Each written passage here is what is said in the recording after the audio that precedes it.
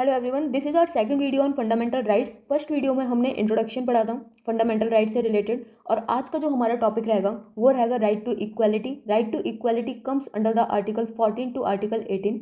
Article 14 to article 18 में ये आएगा। तो आज जो मेन जो हम फोकस करेंगे वो फोकस हमारा राइट टू इक्वालिटी पे रहेगा कि आर्टिकल 14 में क्या बोला गया, 15 में क्या बोला गया, 16, 17 एंड 18 में क्या बोला गया। उसके बाद इंट्रोडक्शन हमने लास्ट वीडियो में क्या पढ़ा था उसको थोड़ा सा रिवाइज कर लेते हैं ताकि अच्छे से कनेक्ट कर पाए हम।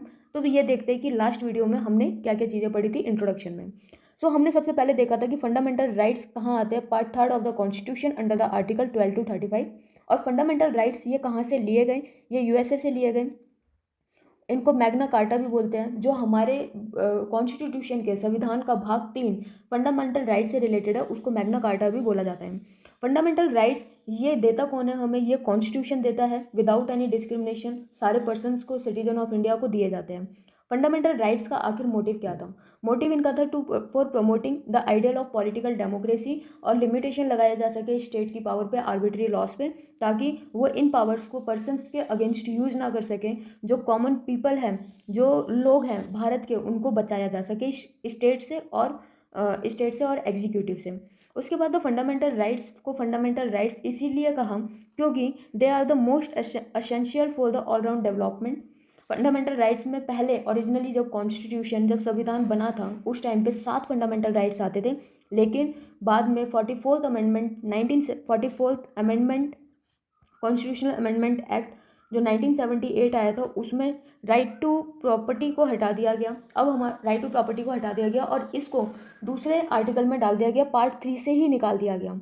पार्ट 3 से निकाल दिया गया तो अब जो राइट टू प्रॉपर्टी है वो हमारा फंडामेंटल राइट नहीं है। अब जो राइट टू प्रॉपर्टी है ये हमारा not a fundamental right, this is only a legal right. और आप कॉन्स्टिट्यूशनल राइट भी, वो कॉन्स्टिट्यूशनल राइट भी है क्योंकि कॉन्स्टिट्यूशन में मेंशन है। अब जो 6 फंडामेंटल राइट बचे वो कौन कौन से बचे? राइट टू इक्वालिटी, जो आज हम करने जाएंगे, दैट इज आर्टिकल 14 से आर्टिकल 18 तक। उसके बाद right to freedom, right against exploitation, right to freedom of religion, cultural and educational right, right to constitutional remedies. यहाँ पे वही लिखा हुआ है कि जो राइट टू प्रॉपर्टी पहले जो फंडामेंटल राइट हुआ करता था, भाग 3 ऑफ द कॉन्स्टिट्यूशन में आता था, उसको हटा दिया गया by the 44th amendment act of 1978, और उसको कहाँ डाल दिया गया? Part 12 under the article 300A में उसको रख दिया गया। Now in present we have only 6 fundamental rights. Fundamental rights के फीचर क्या होंगे? फंडामेंटल राइट्स, कुछ फंडामेंटल राइट्स सारे सिर्फ और सिर्फ सिटीजन्स ऑफ इंडिया के लिए अवेलेबल हैं।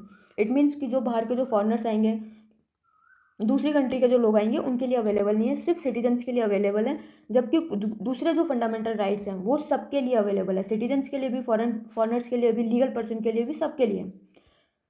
उसके बाद जो फंडामेंटल राइट्स हैं ये एब्सोल्यूट नहीं होते, क्वालिफाइड होते। इट मीन्स जो स्टेट है इन पे इम्पोज कर सकती है कुछ रिस्ट्रिक्शंस, और ये जो रिस्ट्रिक्शंस है ये रीजनेबल होनी चाहिए। अब वो रिस्ट्रिक्शन रीजनेबल है या नहीं है ये कौन डिसाइड करेगा? ये जुडिशियरी डिसाइड करेगी, ये कोर्ट डिसाइड करेंगे। All of them are available against the arbitrary action. जितने भी फंडामेंटल राइट्स हैं ये किसके अगेंस्ट है?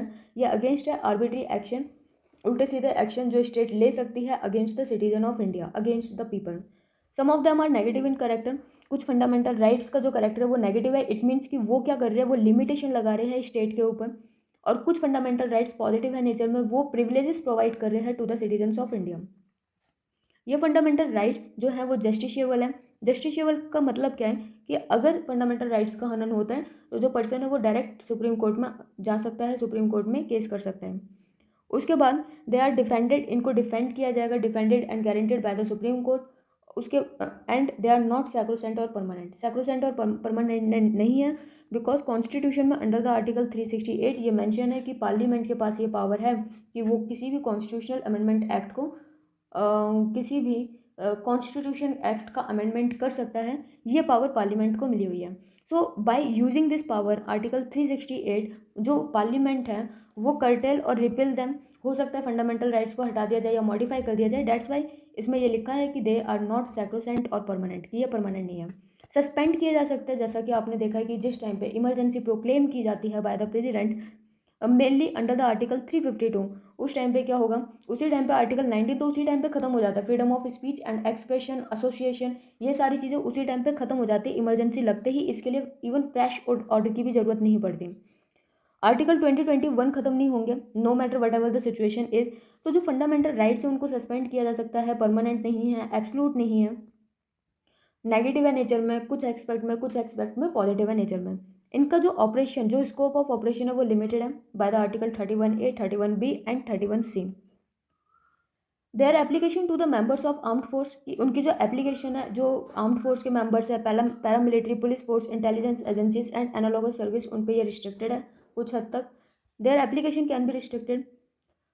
फंडामेंटल लॉज की जो एप्लीकेशन है ऑन द सिटीजन, उसको रिस्ट्रिक्ट किया जा सकता है during the military force, during the military rule, and most of them are directly enforceable. जो फंडामेंटल राइट्स है बहुत सारे, मोस्ट ऑफ देम वो डायरेक्ट ही इन्फोर्सेबल हैं, डायरेक्ट ही वो एग्जीक्यूट हो जाते हैं। लेकिन कुछ फंडामेंटल राइट्स को इन्फोर्स करने के लिए पार्लियामेंट को लॉ बनाना पड़ेगा।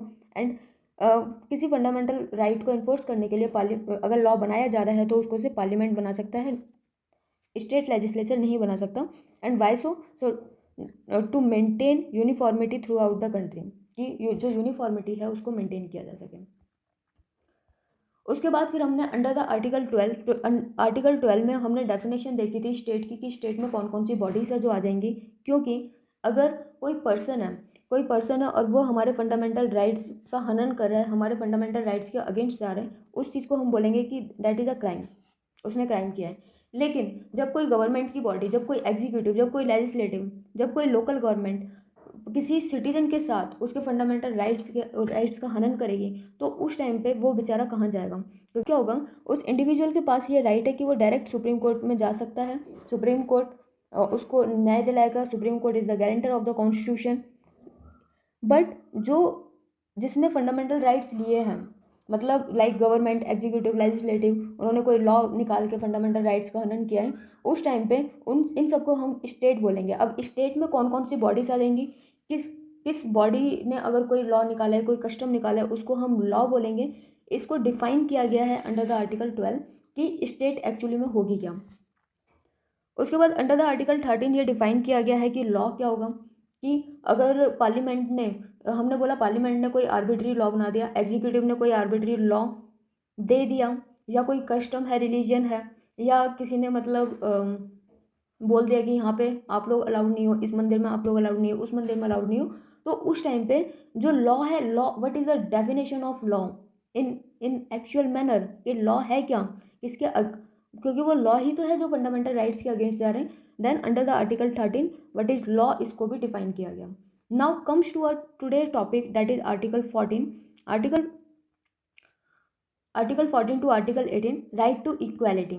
इक्वालिटी पहला आर्टिकल आज की क्लास का पहला टॉपिक, और उसमें पहला आर्टिकल आर्टिकल 14। आर्टिकल 14 क्या बोलता है? Equality before law and equal protection of laws. Article 14 says that state shall not deny to any person equality before the law or the equal protection of the laws within the territory of the India। इसका मतलब क्या है? सबसे पहले ये समझने की कोशिश करते हैं। यहाँ पे लिखा है स्टेट को ऑलरेडी डिफाइन कर चुके हम अंडर द आर्टिकल 12। जो स्टेट की डेफिनेशन दी है पार्ट 12 आर्टिकल 12 में, वो डेफिनेशन सिर्फ और सिर्फ अप्लाई होगी, जो आर्टिकल 12 में स्टेट को डिफाइन किया है वो सिर्फ और सिर्फ अप्लाई होगा पार्ट 3 ऑफ द कॉन्स्टिट्यूशन। कोई दूसरा पार्ट आ रहा है वहाँ पे स्टेट की डेफिनेशन अलग होगी, इसी को लेके हम नहीं चल सकते। तो यहाँ पे लिखा है state shall not deny to any person equality before the law और the equal protection of the laws within the territory of the India. जो इक्वालिटी बिफोर द लॉ, ये वाला कॉन्सेप्ट हमने लिया ब्रिटिश से, and equal protection of laws ये हमने कॉन्सेप्ट लिया है अमेरिका से। इन दोनों का मतलब क्या होता है? इन दोनों में एक बहुत बड़ा डिफरेंस है। डिफरेंस क्या है? जो इक्वालिटी बिफोर लॉ का कॉन्सेप्ट है, ये क्या है? इस इक्वालिटी बिफोर लॉ, इसका मतलब ये है कि कानून के सामने सारे के सारे इक्वल हैं। अब नो मैटर वो रिच है, पुअर है, या कैसा भी पर्सन है, वो इक्वल माना जाएगा। इसमें 3 कॉन्सेप्ट आते हैं इक्वालिटी बिफोर लॉ में। It means the absence of any privilege in favour of any person, कि किसी पर्सन को फेवर नहीं करना, उसको स्पेशल प्रिविलेजेस नहीं देनी है। The equal subjection of all person to the ordinary law on the land administered by the ordinary law court. सबके सामने जो लॉ है वो बराबर रहेगा। एंड नो पर्सन, कोई भी पर्सन लॉ से ऊपर नहीं है, कोई भी पर्सन कानून से ऊपर नहीं है। ये आता है हमारे इक्वलिटी बिफोर द लॉ, कि लॉ से पहले, लॉ के सामने सारे के सारे जो लोग हैं वो इक्वल हैं। अब सेकंड जो this is a negative concept actually. And जो सेकंड जो कॉन्सेप्ट है ऑन द अदर हैंड जो हमने अमेरिका से लिया है वो है equal protection of the loss, that is equal protection of the laws within the territory of the India. इसका मतलब क्या है? The equal treatment under equal circumstances, कि इक्वल ट्रीटमेंट दिया जाए अंडर इक्वल सर्कमस्टांसेस। जैसे मान लो कोई, जैसे अगर हम इक्वलिटी बिफोर लॉ की बात करें तो कोई जो पर्सन है वो रिच है, एक पर्सन पुअर है। अब इसने कोई क्राइम किया, इस पर जो टैक्सेस जो चार्जेस है जो पनिशमेंट है वो 1 लाख लगा दी। इसने कोई काम किया, इस पर 1 लाख लगा दी। इस पर्सन के लिए ये 1 लाख देना बहुत आसान है, बट इस पुअर पर्सन के लिए ये 1 लाख देना बहुत मुश्किल है। और कहीं ना कहीं ये डिस्क्रिमिनेशन हो रहा है। कहीं ना कहीं हमने बोल तो दिया कि इक्वालिटी बिफोर लॉ, लेकिन ये in actually this is not an equality, ये इक्वालिटी नहीं है। जिसकी वजह से सेकंड कॉन्सेप्ट जो है वो हम ज़्यादा पॉजिटिव तरीके से लेते हैं, और उसमें ये लिखा कि इक्वालिटी ऑफ ट्रीटमेंट, कि जो ट्रीटमेंट होगा उसमें इक्वालिटी होगी। It means under the same circumstances, equal circumstances both in the privilege and liabilities imposed by the laws, कि फिर चाहे प्रिविलेज लायबिलिटीज जो भी हैं वो लॉ वो इम्पोज की जाएंगी कानून के द्वारा, but on the ground of equal circumstances, कि उनका जो ग्राउंड है वो सेम होना चाहिए। Second, the similar application of the same laws to all person who are similarly situated. मतलब अगर दो पर्सन है, एक है ए एक है बी, इसकी जो अर्निंग है 50K, लेट सपोज इसकी भी 50K है। यहाँ पे सिर्फ हम एग्जाम्पल ले रहे हैं, इनकी कास्ट सेम है, सारी चीज़ें सेम है, इनका जो ग्राउंड है वो इक्वल है, तो यहाँ पे जो पनिशमेंट इनको मिलेगी वो भी सेम मिलेगी। It means the person of the same law to all person who are similarly situated. उसके बाद the like should be treated alike without any discrimination. एक जैसे जो लोग हैं जो एक जैसे हैं उनको एक जैसा ट्रीट किया जाएगा। एक इक्वल एंड अनइक्वल को अलग अलग ट्रीट किया जाएगा। जो अनइक्वल है उसको अनइक्वल के साथ ट्रीट किया जाएगा, जो इक्वल है उसको इक्वल के साथ ट्रीट किया जाएगा। The Supreme Court held that where equals and unequals are treated differently, Article 14 does not apply. It means कि हमने क्या कहा? हमने कहा कि जो ग्राउंड है कोई भी लायबिलिटीज़ के लिए, कोई भी प्रिविलेजेस के लिए वो सेम होना चाहिए। इक्वल को इक्वल के साथ ट्रीट किया जाना चाहिए एंड अनइक्वल को अनइक्वल के साथ ट्रीट किया जाना चाहिए। अनइक्वल को अनइक्वल के साथ ट्रीट किया जाना चाहिए। इट मीन्स इन दोनों का जो ट्रीटमेंट होगा वो डिफरेंट होगा। और इस टाइम पे आर्टिकल 14 यहाँ पे नहीं लगेगा, क्योंकि यहाँ पे जो मेन कंसर्न है वो ग्राउंड सेम रखने की कंसर्न हो रही है। Article 14 forbids class legislation. It means कि आर्टिकल 14 डिस्क्रिमिनेशन को रोकता है, but it permits reasonable classification of persons, objects and transactions by the law. लेकिन फिर भी यहाँ पे रीजनेबल क्लासिफिकेशंस हैं पर्सनस का, ऑब्जेक्ट्स का, ट्रांजेक्शन्स बाय द लॉ। और ये सब किस लिए हो रहा है? ताकि ग्राउंड सेम रखा जाए। ग्राउंड के बेसिस पे किसका क्या ग्राउंड है, कौन कहाँ पे स्टैंड करता है, उसके बेसिस पे लायबिलिटीज या प्रिविलेजेस डिसाइड किए जाएं। But the classification should not B arbitrary, artificial and evasive. जो क्लासिफिकेशन हो रहा है कि ये इक्वल है या ये अनइक्वल है, वो आर्बिट्री नहीं होना चाहिए, वो आर्टिफिशियल नहीं होना चाहिए एंड इवेसिव नहीं होना चाहिए। Rather it should be based on an intelligible differential and substantial distinction. ये कुछ चीज़ों पे कुछ स्ट्रॉन्ग बेसिस पे बेस्ड होना चाहिए। Now comes to the rule of law, जो कि कहाँ से आया? ब्रिटेन से आया। Rule of law is propounded by the A.V. Dicey, जो ब्रिटिश के जूरिस्ट थे। और इस रूल ऑफ लॉ में 3 चीज़ें थी, 3 एलिमेंट्स थे, और वो 3 एलिमेंट्स थे। Absence of arbitrary power, there is no man can be punished except for a breach of law, कि किसी भी इंसान को पनिश नहीं किया जाएगा एक्सेप्ट जब तक वो कोई कानून जो बनाया गया है उसको ना तोड़ दें। किसी भी तरह की आर्बिट्री पावर नहीं होगी, तो it means absence of arbitrary power. Second, equality before law, that is equal subjection. No matter चाहे वो रिच है, पुअर है, हाई है, लो है, ऑफिशियल है, अनऑफिशियल है, हर किसी को कानून के सामने इक्वल देखा जाएगा। उनको इक्वल उनकी प्रोसीडिंग वगैरह सारी चीज़ें जो भी चलेगी, जो भी प्रोसेस होगा वो सबके लिए बराबर होगा। ये नहीं है कि रिच को प्रिविलेजेस दी जा रही है, पुअर को प्रिविलेजेस नहीं मिल रही है, नहीं, वो सबके लिए सेम रहेगा। To the ordinary law of the land administered by the ordinary law courts. Third क्या था? The primacy of the rights of the individual. The constitution is the result of the rights of the individual. यहाँ पे ये कहा कि जो rights है individual के, राइट्स ऑफ इंडिविजुअल से हमारा कॉन्स्टिट्यूशन डिराइव हुआ है। ये जो ब्रिटिश वालों का जो था इक्वालिटी बिफोर लॉ, उसमें ये एक पॉइंट था कि the primacy of the rights of the individual, कि इंडिविजुअल के राइट से क्या डेवलप हुआ है? कॉन्स्टिट्यूशन डेवलप हुआ है। is the result of the rights of the individual as defined and enforced by the law of courts rather than the constitution being the source of the individual right.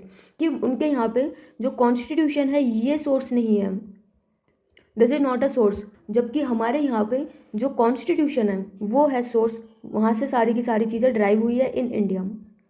और British में ऐसा नहीं है, हमारे यहाँ पे कॉन्स्टिट्यूशन से right of individual निकले हैं, जबकि ब्रिटिश में राइट ऑफ इंडिविजुअल से कॉन्स्टिट्यूशन निकला है। तो जो फर्स्ट और सेकंड एलिमेंट है, फर्स्ट एलिमेंट क्या था कि absence of the arbitrary power, no person shall be punished except for the breach of the law.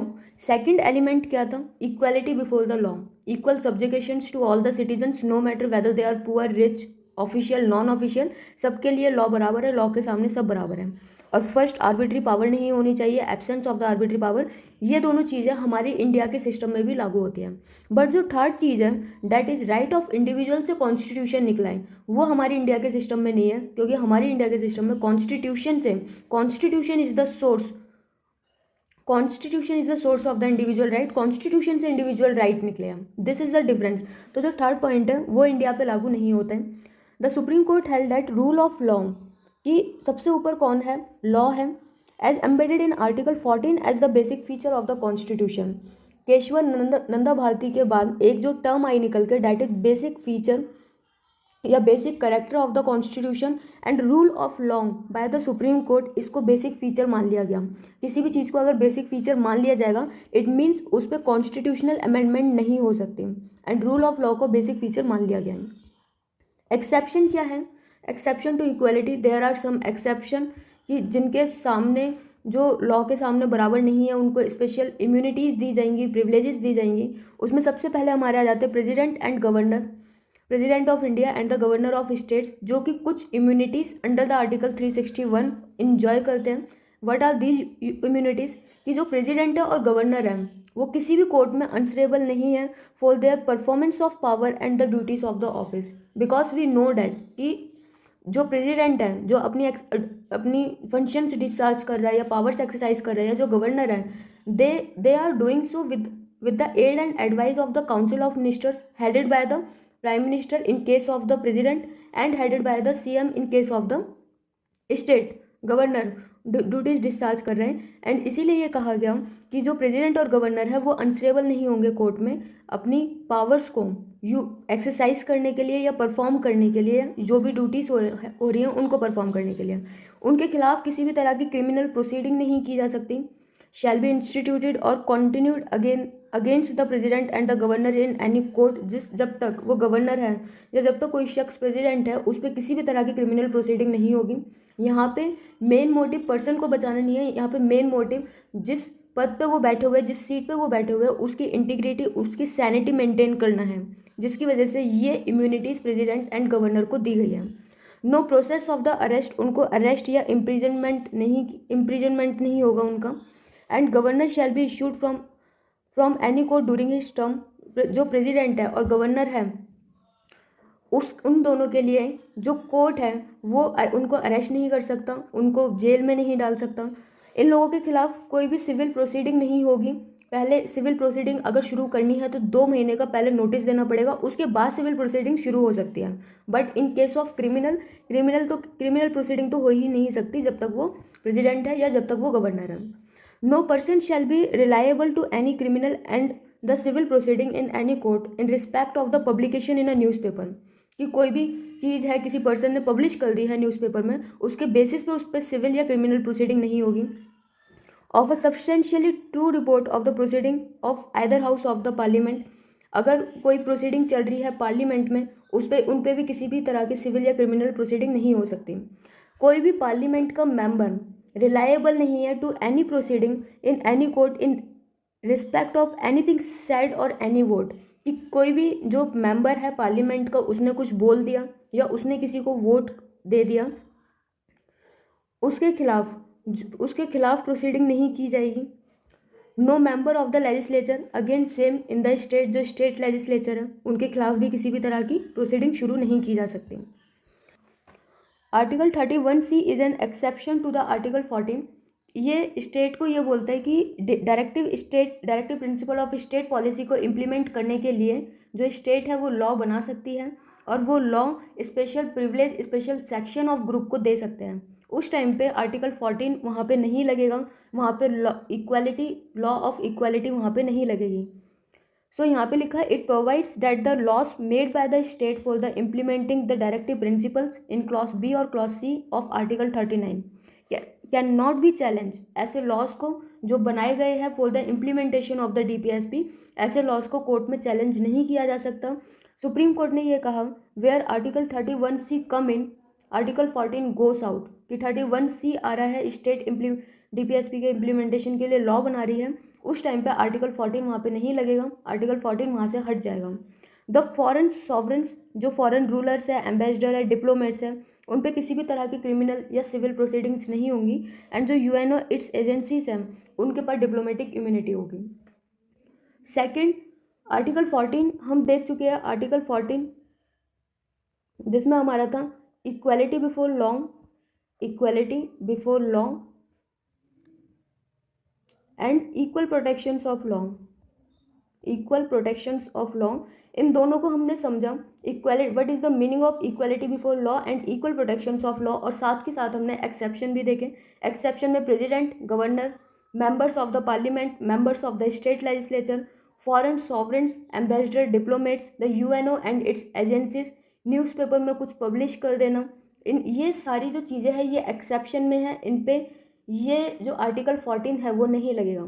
Now comes to the Article 15. Article 15 says prohibition of discrimination on certain grounds. It means कि कुछ grounds decide किए गए हैं by the Constitution and उन grounds के basis पे आप किसी के साथ भी discrimination नहीं कर सकते। वो grounds क्या है? The Article 15 provides that the state shall not discriminate against any citizen on grounds only on the religion, race, caste, sex and place of birth. कि इन चीज़ों के बेसिस पे, that is religion, race, caste, sex और place of birth, सिर्फ और सिर्फ इन्हीं grounds के बेसिस पे किसी के साथ डिस्क्रिमिनेशन नहीं होगा।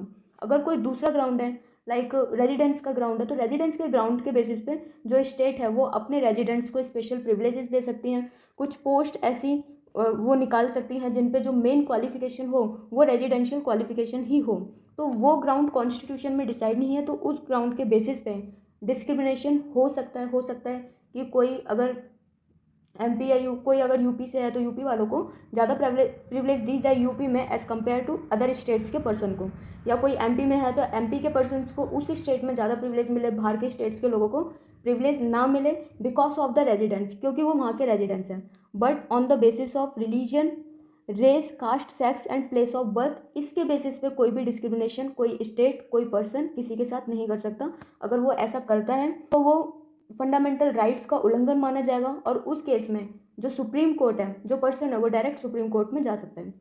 तो यहाँ पे लिखा the two crucial words in this provision are discrimination and only, कि डिस्क्रिमिनेशन नहीं करना है, and only words is mention here only on these grounds. आप केस कर सकते हैं अगर इन ग्राउंड्स के बेसिस पे डिस्क्रिमिनेशन आप फेस कर रहे हैं स्टेट या किसी पर्सन के थ्रू। The use of the word only connotes that discrimination on the other ground is not prohibited.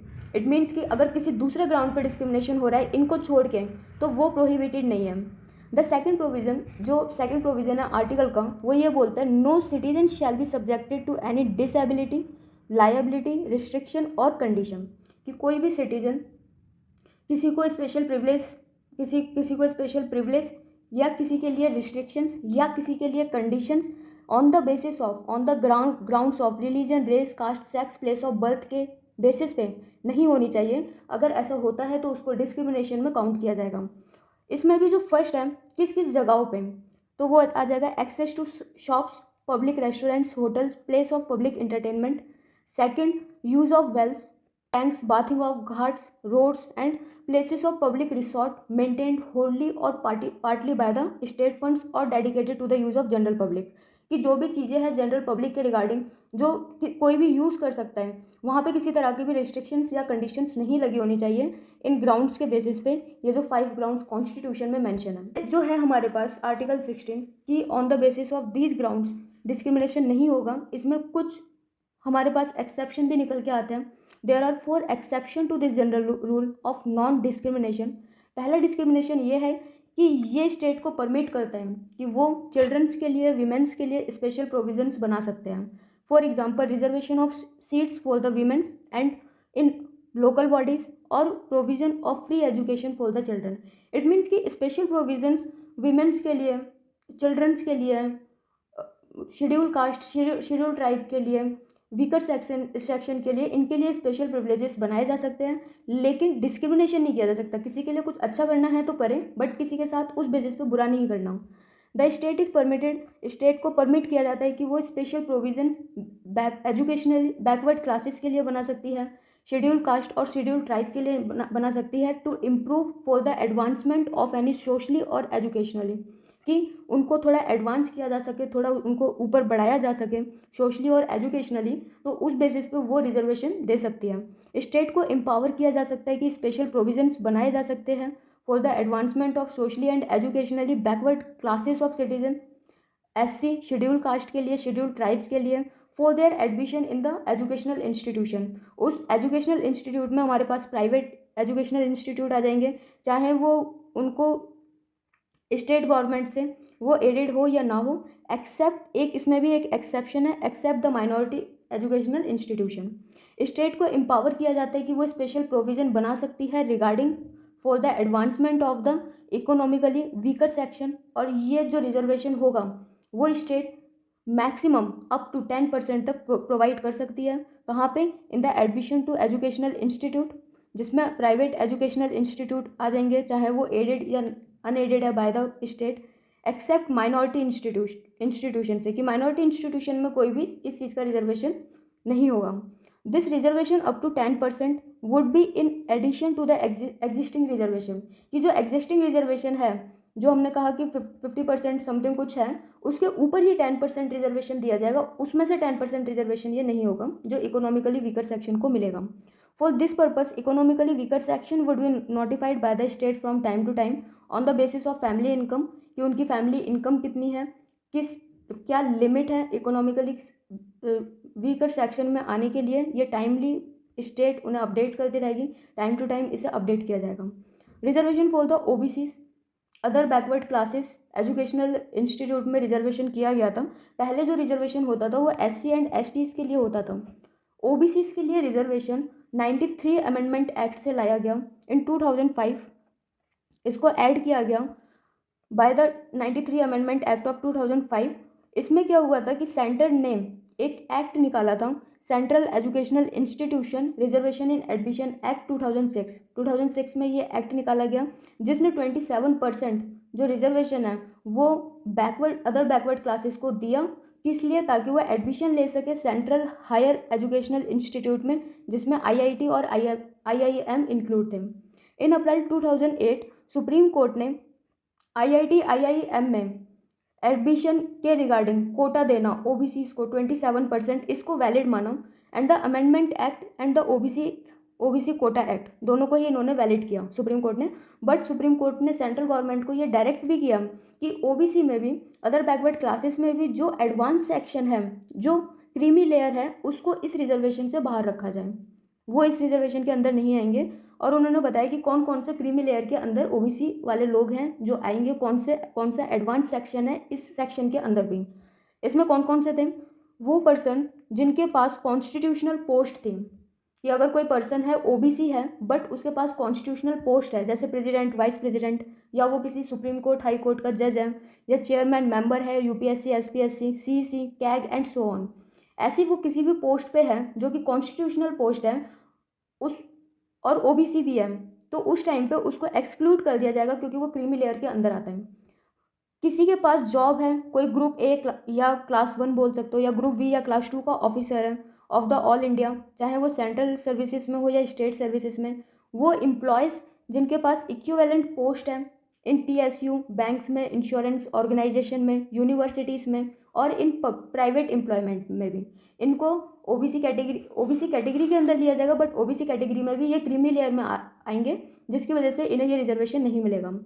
वो पर्सन जो कि कर्नल या अबव इन द आर्मी, उस पोस्ट से वो ऊपर है, या तो जो उनकी रैंक है वो कर्नल है या उससे ज़्यादा है, और सेम इक्विवेलेंट पोस्ट पे कोई नेवी में है, कोई एयरफोर्स में है, कोई पैरामिलिट्री फोर्सेस में है, वो भी क्रीमी लेयर में आएंगे। प्रोफेशनल्स हैं, doctors, lawyers, engineers, artist, author, consultants and so on, person जो इंगेज है ट्रेड में, बिजनेस में या इंडस्ट्री में, वो पर्सन जिनके पास एग्रीकल्चर लैंड है अबॉव अ सर्टेन लिमिट, या जिनके पास खाली लैंड बिल्डिंग्स पड़ी हैं अर्बन एरियाज़ में, वो पर्सन जिसकी ग्रॉस एनुअल इनकम 8 लाख से ज़्यादा है। ये जो थी 1993 में ग्रॉस इनकम को 1 लाख रखा गया था। 2004 में इसको 2.5 लाख, 2008 में 4.5 लाख, 2013 में 6 लाख एंड 2017 में 8 लाख कर दिया गया। इन सारी कैटेगरीज में 1 से लेकर 7 तक जितनी भी कैटेगरीज पड़ी, इसमें कोई ओबीसी का पर्सन इसमें से किसी भी कैटेगरी में आता है तो उसको 27% रिजर्वेशन के अंडर में सीट नहीं मिलेगी, उसको क्रीमी लेयर माना जाएगा और उस ओबीसी वाले रिजर्वेशन से उसको एक्सक्लूड कर दिया जाएगा। Reservation for EWS in educational institute, EWS means economically weaker section. ये कब आया? ये 2019 में आया by the amendment of 103 amendment act था, उसमें रिजर्वेशन ईडब्ल्यूएस के लिए लाया गया। इसको इफेक्ट देने के लिए एक ऑर्डर पास किया गया by the central government in 2019 और उसके तहत जो रिजर्वेशन है उसको 10% किया गया in admission to the educational institute. या एजुकेशनल इंस्टीट्यूट में एडमिशन चाहिए तो 10% रिजर्वेशन वैसा भी रखा गया for the economically weaker section. इस रिजर्वेशन का जो बेनिफिट था उसे कौन ले सकता था, कौन नहीं ले सकता था? ईडब्ल्यूएस जो रिजर्वेशन है उसका बेनिफिट सिर्फ और सिर्फ वही पर्सन ले सकता है जो SC ST OBC की कैटेगरी में ना आए, इनका वो उस पर रिजर्वेशन ना हो, ना ही SC का रिजर्वेशन ले रहा हो वो, ना ही ST का, ना ही OBC का। और जनरल कैटेगरी जो बची, जनरल कैटेगरी या इसमें से कोई कैटेगरी की कोई पर्सन SC ST OBC का नहीं ले रहे हैं, वो इकोनॉमिकली वीकर सेक्शन भी है तो वो इस 10% ईडब्ल्यूएस वाले रिजर्वेशन में आ जाएंगे। इट मीन्स एक टाइम पे एक पर्सन एक ही रिजर्वेशन ले सकते हैं। That's why here it is written to benefit of this reservation can be availed by the person belonging to the EWS who are not covered under any of the existing scheme of the reservation। जो पहले से जो reservation की scheme चली आ रही है उसके अंदर अगर वो पर्सन नहीं आ रहा है और वो इकोनॉमिकली वीकर सेक्शन से बिलोंग करता है then they can take the benefit of the 10% EWS reservation, उस पर वो सर्टिफिकेट लगा सकते हैं। नाउ द क्वेश्चन इज इसमें एलिजिबिलिटी क्राइटेरिया क्या है? हम कौन से पर्सन को बोलेंगे कि वो इकोनॉमिकली वीकर सेक्शन इस क्लास से वो बिलोंग करते हैं? इसमें कुछ क्राइटेरिया दिए गए, वो क्राइटेरिया जिसमें पर्सन की फैमिली ग्रॉस इनकम, यहाँ पे फैमिली इंक्लूड है, फैमिली की टोटल इनकम 8 लाख से कम होनी चाहिए, वो इस रिजर्वेशन का फ़ायदा उठा सकता है। 8 लाख से कम होनी चाहिए प्लस किसी एग्जिस्टिंग रिजर्वेशन स्कीम में नहीं होना चाहिए। The income would include income from all the sources, जितने भी सोर्सेस हैं इनकम के उन सबको मिलाया जाएगा, include salary, agriculture, business, profession. और उसके बाद फाइनेंशियल ईयर में वो एनुअल इनकम कितनी जा रही है, अगर वो 8 लाख से कम है then the person is belongs to EWS category. Person whose family owns and possesses any one of the following assets, अगर इन चारों में से कुछ भी है किसी के पास तो उसको एक्सक्लूड कर दिया जाएगा EWS से। अगर किसी के पास 5 एकड़ ज़मीन या उससे ज़्यादा है एग्रीकल्चरल लैंड तो उसको EWS कैटेगरी में काउंट नहीं किया जाएगा। रेजिडेंशियल फ्लैट है जो कि 1000 स्क्वायर फीट उससे बड़ा है। रेजिडेंशियल प्लॉट म्यूनिसपैलिटीज़ में, नोटिफाइड म्यूनिसपैलिटीज़ में 100 स्क्वायर यार्ड या उससे बड़ा है। रेजिडेंशियल प्लॉट 200 स्क्वायर यार्ड या उससे बड़ा other than the notified municipalities. अगर इसमें से कुछ भी है पर्सन के पास देन उसको इंक्लूड नहीं किया जाएगा EWS में, वो फिर इस रिजर्वेशन का फ़ायदा नहीं उठा सकता। The property held by a family in different location and different places even cities, different cities में हो चाहे डिफरेंट प्लेसेस चाहे डिफरेंट लोकेशन में हो, वो सारी की सारी प्रॉपर्टी को क्लब्ड किया जाएगा। उसके बाद देखा जाएगा कि क्या अब यह पर्सन इस कैटेगरी में आ रहा है या नहीं आ रहा। सिटीज़ अलग अलग सिटीज़ में भी अगर प्रॉपर्टी है तो उनको भी क्लब करके देखा जाएगा। Family of this purpose would include the person, family for this purpose would include the person who seeks the benefit of reservation, his or parents या siblings below the age of the 18 years and also his or spouse and children below the age of 18 years. Now third is equality of opportunity in public employment. हम अभी तक article 14 कर चुके हैं, article 15 कर चुके हैं। 14 में हमारा ये था कि सबके आगे जो लॉ है, लॉ के सामने सारे सब बराबर हैं। और तीसरे आर्टिकल 15 हमारा ये बोलता था कि कुछ ग्राउंड्स डिसाइड हैं, उन ग्राउंड्स के बेसिस पे स्टेट या कोई पर्सन डिस्क्रिमिनेशन नहीं कर सकता किसी के साथ। Now comes to the article 16 that says article 16 provides equality of opportunity for all citizens in matters of employment और appointment to any office under the state. No citizen can be discriminated. कि किसी भी citizen को अगर state के under में employment आ रहा है, अब स्टेट के अंडर में कोई अपॉइंटमेंट आई है, उस अपॉइंटमेंट पे एम्प्लॉयमेंट पे कोई सारे के सारे सिटीजन्स को हक है कि वो उसमें अप्लाई कर सकें। किसी भी सिटीजन्स को on the basis of these grounds, that is religion, race, caste, sex, descent, place of birth और रेजिडेंस, इसके बेसिस पे डिस्क्रिमिनेट नहीं किया जा सकता। इसमें भी 4 एक्सेप्शन थे। फर्स्ट एक्सेप्शन ये था कि जो पार्लियामेंट है, पार्लियामेंट ने प्रिस्क्राइब की रेजिडेंस ऐसा कंडीशन कि कुछ अपॉइंटमेंट के लिए, वो अपॉइंटमेंट के लिए, कुछ एम्प्लॉयमेंट्स के लिए state, union territory, local authority या अदर अथॉरिटी में जो कंडीशन रखी जाए वो रेजिडेंस की ही कंडीशन रखी जाए। जबकि यहाँ पे ऑलरेडी मेंशन है कि रेजिडेंस के बेसिस पे भी डिस्क्रिमिनेशन नहीं हो सकता। That's why this is exception कि पार्लियामेंट ने प्रिस्क्राइब की थी रेजिडेंस एज अ कंडीशन, उसके लिए एक्ट निकाला गया था। And that act is public employment act of 1957, जो कि 1974 पे एक्सपायर हो गई। इसमें कुछ स्टेट्स आती थी, सारी स्टेट्स को हटा दी। 1974 के बाद ये जो प्रोविज़न है वो एक्सटेंड नहीं हुआ, बजाय सिर्फ दो स्टेट्स को छोड़ के, और वो 2 स्टेट थी, आंध्र प्रदेश एंड द तेलंगाना। जो स्टेट है वो रिजर्वेशन प्रोवाइड कर सकती है for the appointment and post in favour of any backward class, जो कि अपने आप को अच्छी तरह से रिप्रेजेंट नहीं कर पा रही है, उन क्लासेस के लिए वो रिजर्वेशन प्रोवाइड कर सकती है।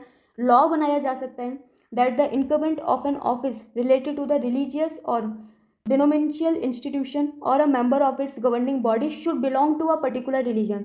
इसका मतलब क्या है कि लेट सपोज मस्जिद है या लेट सपोज मंदिर है, अब मंदिर में पुजारी चाहिए, वो पुजारी कौन से पर्टिकुलर रिलीजन से बिलोंग करना चाहिए, या मस्जिद में मौलवी हैं तो उनकी क्वालिफिकेशन क्या होनी चाहिए, वो उनका रिलीजन क्या होना चाहिए, उस बेसिस पे जो उस बेसिस पे जो वहाँ पे अपॉइंट कर रहे हैं वो रिलीजन बेसिस पे कर सकते हैं अपॉइंट, ये एक्सेप्शन में आएगा। थर्ड, जो स्टेट है वो परमिट कर सकती है reservation for the economically weaker section, 10% reservation for the appointment and the post, और ये रिजर्वेशन एग्जिस्टिंग रिजर्वेशन का एडिशन होगा, इसको ऐड किया जाएगा।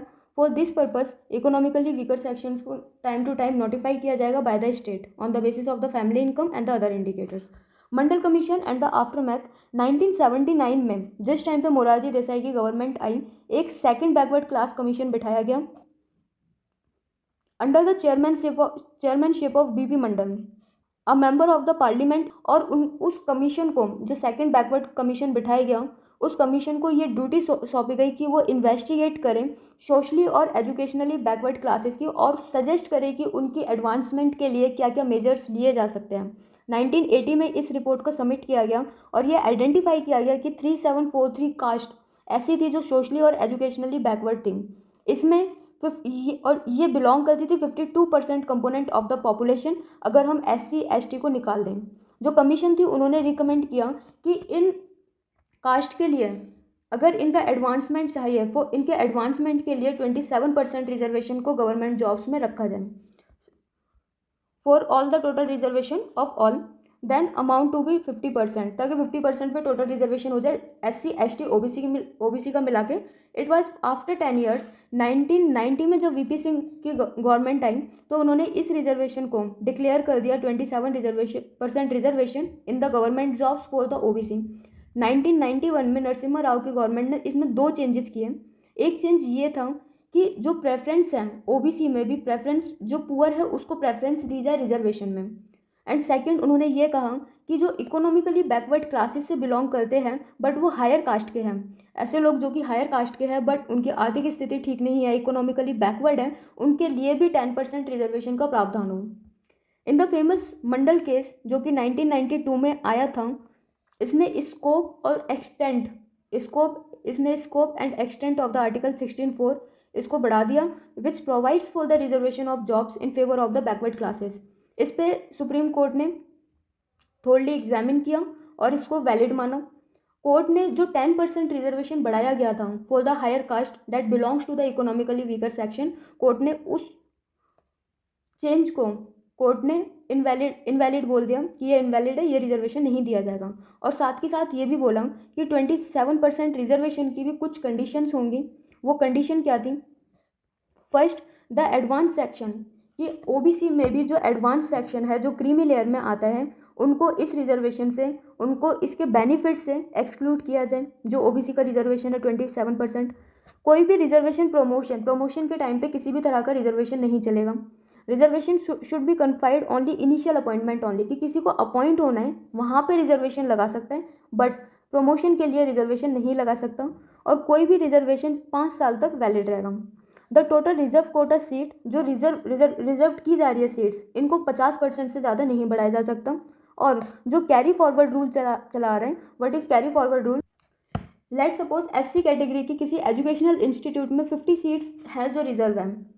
अब 2018 में हम ये मान के चल रहे हैं कि ये जो 50 सीट्स हैं ये 50 फिल ही नहीं हुई SC कैटेगरी की, ये सिर्फ और सिर्फ 40 फिल हुई। यहाँ पे 10 सीट्स इनकी बच गई।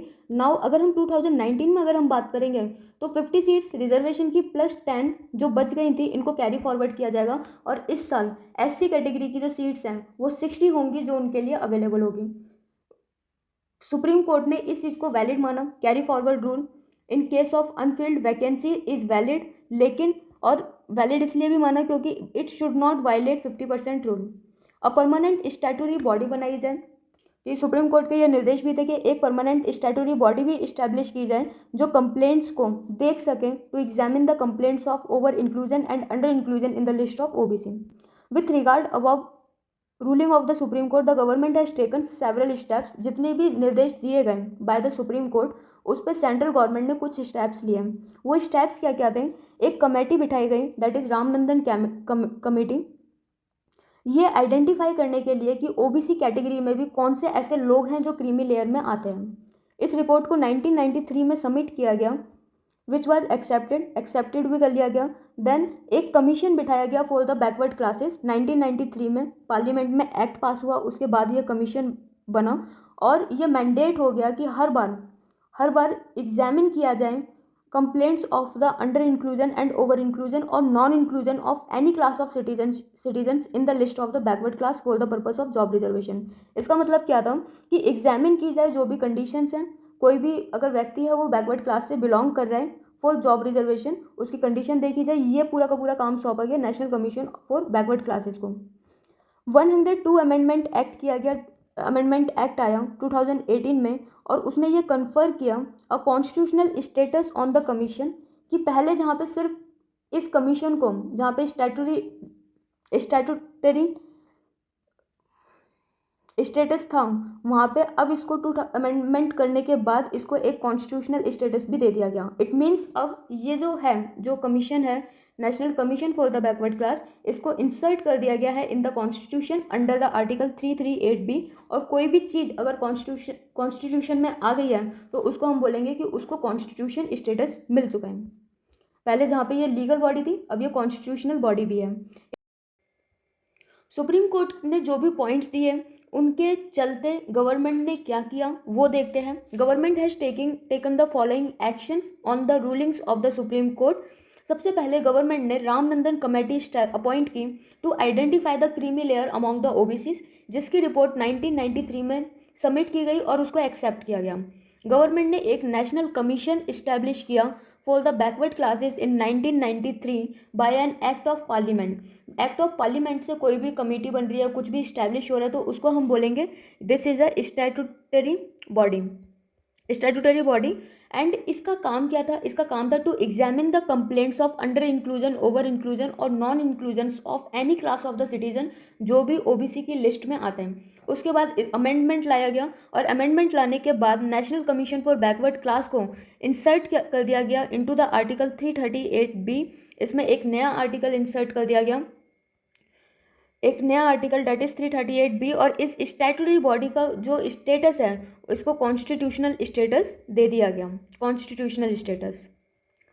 जैसा कि सुप्रीम कोर्ट ने कहा कि प्रमोशन में रिजर्वेशन नहीं होना चाहिए, गवर्नमेंट ने ठीक उसके अलग किया। वो 77th अमेंडमेंट एक्ट लेके आए जिसको इनेक्ट किया गया इन 1995, और एक प्रोविज़न ऐड किया गया। वो प्रोविज़न आता है हमारा आर्टिकल 16 4th A, और इस प्रोविज़न के अंडर ये लिखा गया कि article 16 that empowers the state to provide for reservation in promotion of any services under the state in favour of SC and ST that are not adequately represented in the state service, कि ऐसे SC और ST जो अपने आप को adequately represent नहीं कर पा रहे इन द स्टेट सर्विसेज, उनको प्रमोशन उनको रिजर्वेशन मिलेगा प्रमोशन में। ये 77th अमेंडमेंट एक्ट से आया 1995। अगेन दोबारा क्या किया कि 85th अमेंडमेंट एक्ट लाया गया 2001 में, और इसमें एक और चीज़ ऐड कर दी गई कि SC ST को अगर प्रमोशन दिया जा रहा है बाय द रिजर्वेशन, उसमें कॉन्स्टिट्यूशनल सीनियरिटी भी आ जाएगी in the case of the promotion by virtue of rule of reservation for the government servants जो बिलोंग करते हैं SC और ST कैटेगरी से, with retrospective effect from June 1995।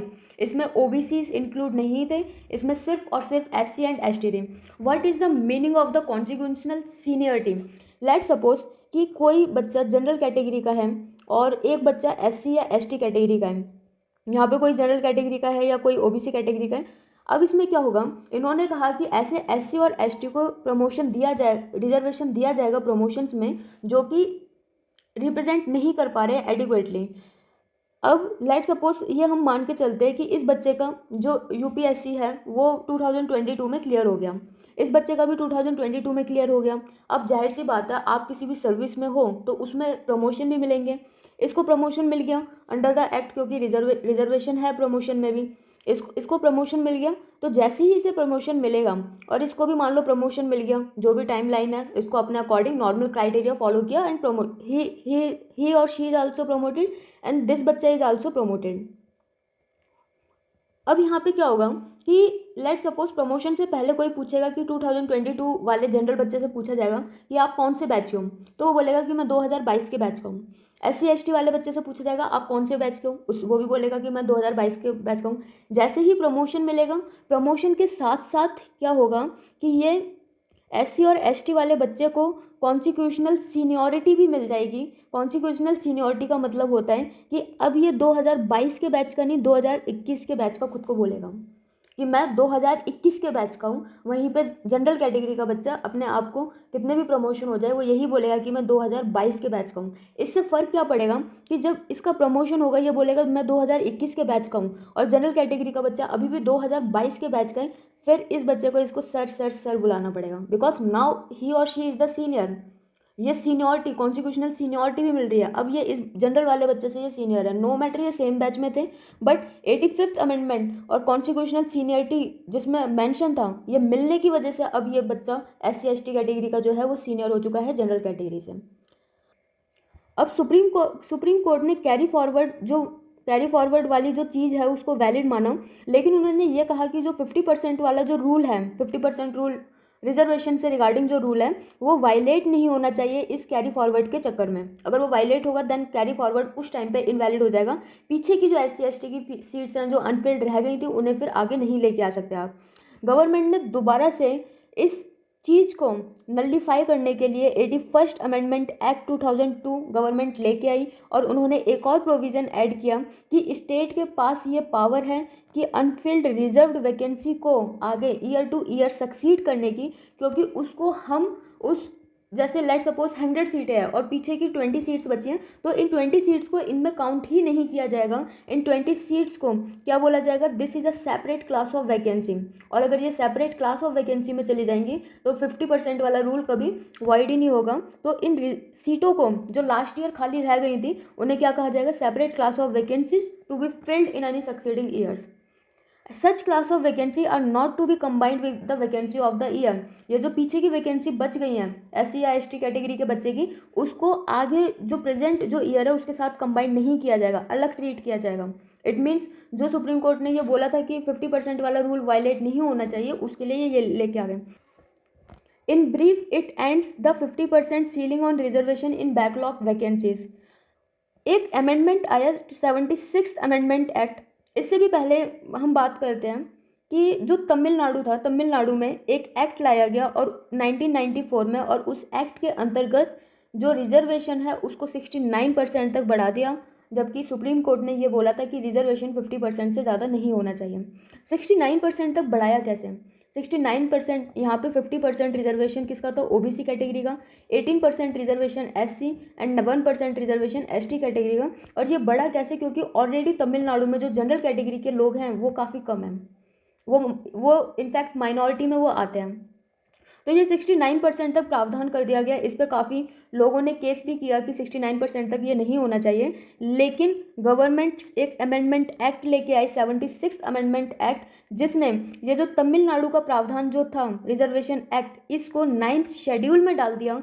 और 9th शेड्यूल में कोई भी एक्ट अगर पहुंच रहा है तो उस पर जुडिशियल रिव्यू नहीं किया जा सकता। इसको प्रोटेक्ट कर दिया from the judicial review far exceeding then the 50% ceiling, कि अब ये 50% से ज़्यादा यहाँ पे रिजर्वेशन है।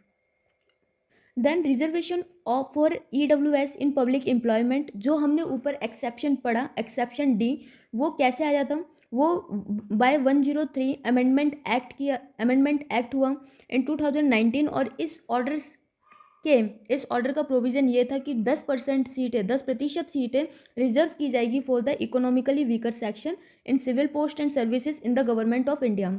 इन रिजर्वेशन सीट का बेनिफिट वही पर्सन ले सकते हैं जो EWS कैटेगरी से बिलोंग करते होंगे और किसी दूसरे रिजर्वेशन में नहीं आते, लाइक SC ST OBC में नहीं आते। इसके एलिजिबिलिटी क्राइटेरिया क्या है ये हम ऑलरेडी एक्सप्लेन कर चुके हैं। फर्दर कुछ पोस्ट होती हैं जिसमें जो रिजर्वेशन होते हैं, रिजर्वेशन होते ही नहीं है उन पोस्ट के लिए। उनमें कौन कौन सी पोस्ट आ जाएंगी? जो जितनी भी पोस्ट हैं above the lower grade in group A of the service concern, और उसके बाद जितनी भी पोस्ट हैं जिनको क्लासीफाइड किया गया है एज अ टेक्निकल और scientific in terms of the cabinet secretariat order 1961, according to which scientific and technical post for which qualification in the natural science. ऐसी पोस्ट में जैसे नासा हो गया, नासा की पोस्ट में रिजर्वेशन नहीं होगा। And the post should be conducting research और organising, guiding and directing research से रिलेटेड जो पोस्ट जो होंगी उनमें रिजर्वेशन वाले प्रावधान नहीं होंगे। Fourth, abolition of untouchability.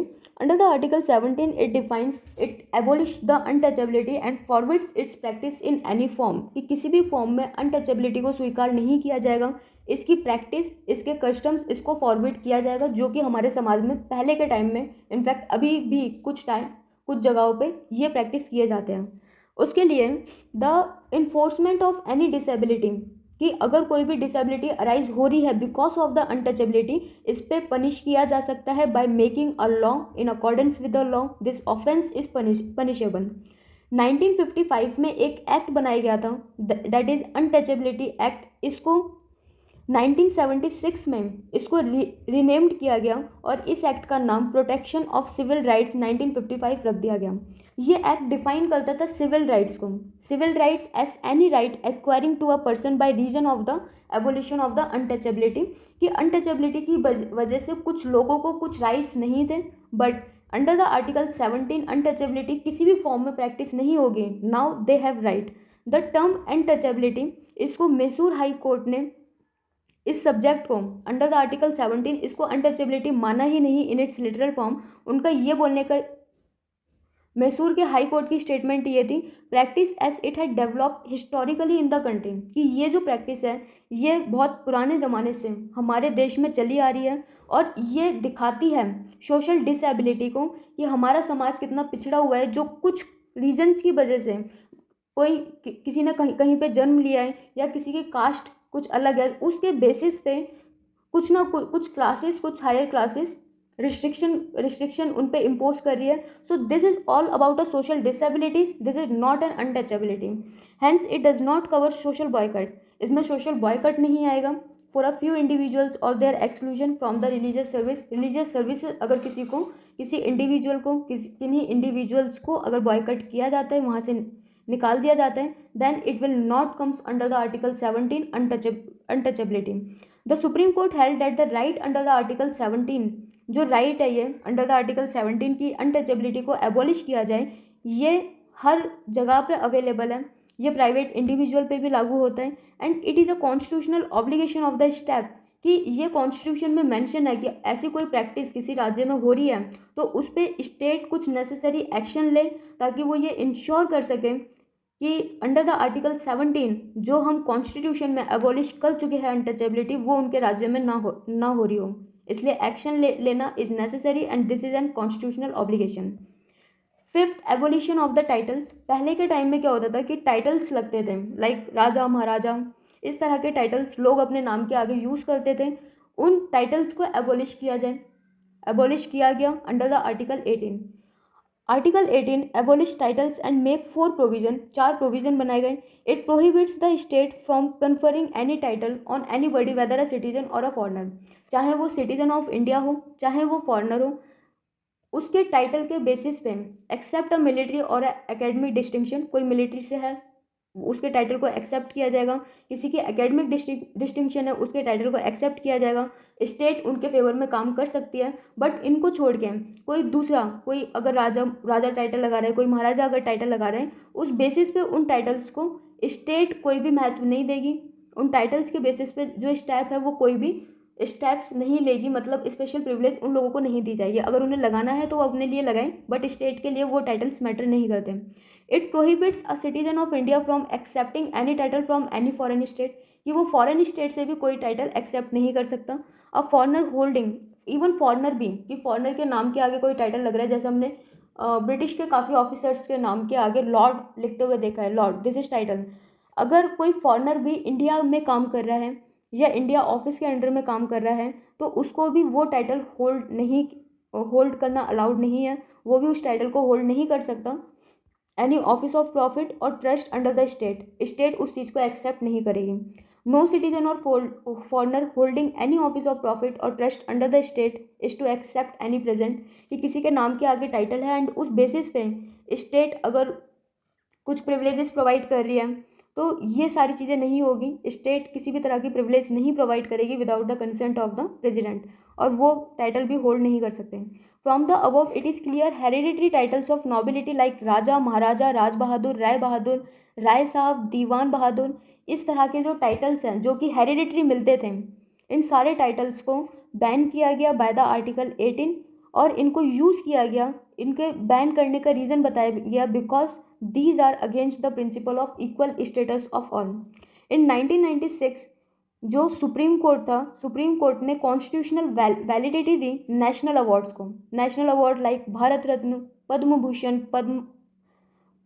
Padma Vibhushan and Padmashri, इनको कॉन्स्टिट्यूशनल वैलिडिटी दी। जहाँ पे आर्टिकल 18 एबॉलिश करता है टाइटल्स को, वहाँ पे ही सुप्रीम कोर्ट ने नेशनल अवार्ड्स के लिए वैलिडिटी दी। और उसका रीज़न क्या बताया? उसका रीज़न ये था कि ये जो टाइटल्स हैं ये हेरिडेटरी नहीं है, उन्होंने खुद इसको अर्न किया, उन्होंने कुछ ऐसा काम किया है जिसकी वजह से ये अवार्ड उन्हें मिले हैं। And therefore they are not violative of article 18। It means कि ये आर्टिकल 18 को वायलेट नहीं कर रहे हैं। Theory of equality does not mandate that merit should not be recognise, कि इक्वलिटी का मतलब ये नहीं है कि किसी पर्सन की योग्यता, किसी पर्सन की मेरिट को ही ना रिकॉग्नाइज किया जाए। However it also rule they should not be used as suffix और prefix to the names of the awardees, की जो जिनको अवार्ड मिले हैं, ये national award like Padma Bhushan, Bharat Ratna, वो अपने नाम के सुफिक्स या प्रीफिक्स में इनको यूज़ नहीं कर सकते। अगर ऐसा कोई करता है तो उसका अवार्ड वापस ले लिया जाएगा। They should forfeit the awards. In national awards को इंस्टीट्यूट एक वैलिडिटी दी गई। 1954 में ये नेशनल अवार्ड आए थे, इनको इंस्टीट्यूट किया गया था। जनता पार्टी जब आई headed by the Morarji Desai, इनको वैलिडिटी से इनको हटा दिया गया इन 1977, बट इनको दोबारा से रिवाइव कर लिया गया by the Indira Gandhi government 1918। So this is right to equality, and right to equality comes under the article 14 to article 18। And ये पांचों आर्टिकल हम देख चुके हैं। आर्टिकल 14 क्या बोलता है? Article 14 it means equality before law. संविधान के सामने, लॉ के सामने, कानून के सामने हर कोई बराबर है, नो मैटर वो रिच है पुअर है। आर्टिकल 15 क्या बोलता है कि किसी भी सिटीजन के साथ हम डिस्क्रिमिनेशन नहीं करेंगे। स्टेट डिस्क्रिमिनेशन नहीं करेगी, स्टेट नहीं करेगी, इवन कोई दूसरा सिटीजन भी नहीं करेगा। इस डिस्क्रिमिनेशन के लिए कुछ ग्राउंड्स डिसाइड किए गए हैं, इन ग्राउंड्स के बेसिस पर डिस्क्रिमिनेशन नहीं हो सकता। Then article 16 equal opportunities for all, कि हर किसी को इक्वल अपॉर्चुनिटीज़ दी जाएंगी। कुछ ग्राउंड्स मेंशन है, उन ग्राउंड्स के बेसिस पे किसी के साथ अपॉर्चुनिटीज़ में भी डिस्क्रिमिनेशन नहीं किया जाएगा। देन 17 बोलता है कि अनटचेबिलिटी को एबॉलिश किया जाएगा। किसी भी फॉर्म में अगर अनटचेबिलिटी हो रही है तो उसको ऑफेंसिव माना जाएगा, एंड उसके अगेंस्ट, उसके लिए जो लॉ बनाए गए हैं उसको ऑफेंस, और वो जो भी एक्ट होगा वो पनिशेबल एक्ट होगा। अंडर द आर्टिकल 18 जो भी स्पेशल टाइटल्स पहले लगते थे, जो हेरिडिटरी टाइटल्स थे, उनको हटाया जाएगा, उनका एबोलिशन होगा। कोई भी व्यक्ति उन टाइटल्स का यूज़ नहीं कर सकता। अगर कर रहा है तो ठीक है, बट उन टाइटल्स को प्रेफरेंस नहीं दी जाएगी by the state, by the centre. उन टाइटल्स का कोई भी रोल नहीं है except in case of military and academic distinction. So this is all, this is right to equality, right to equality.